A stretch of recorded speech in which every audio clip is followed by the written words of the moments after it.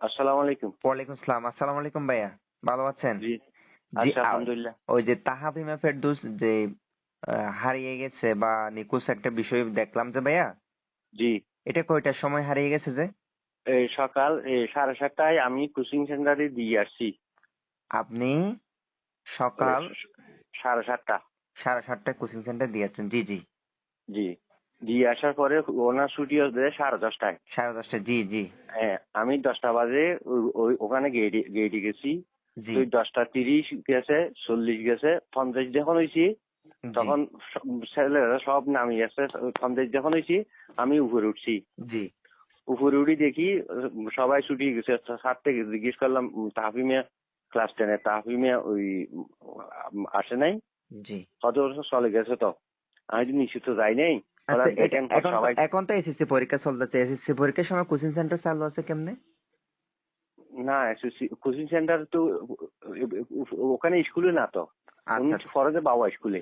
আচ্ছা, এখানে আচ্ছা। কোচিং সেন্টার হচ্ছে চকবাজার। আচ্ছা, আপনার কি আগে কোনো পূর্ব শত্রুতা কেউ ছিল বা এরকম কোনো আপনার মেয়েকে নিয়ে যেতে পারে বা কোনো সম্পর্ক এটা বা তো অন্য কোনো এটা আপনার কোনো এটা দুশ্মন বা শত্রুতা আছে কিনা এটা পূর্বের? এটা তো ছোটবেলাইতে মনে করেন যে আমাকে কথা শুনে আমাকে আপনি তো অভিভাবক, আপনার নামটা কি একটু জানাবেন প্লিজ?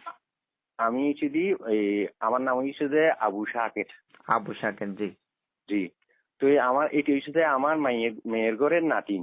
মেয়ের ঘরে নাতিন। জি, হ্যাঁ, আমি বিস্তারিতটা বলি আপনাকে। জি, আমার মেয়েটা ডিভোর্স হয়ে গেছে। ওই সময় আমার নাতিনের বয়স ছিল তো 6 বছর।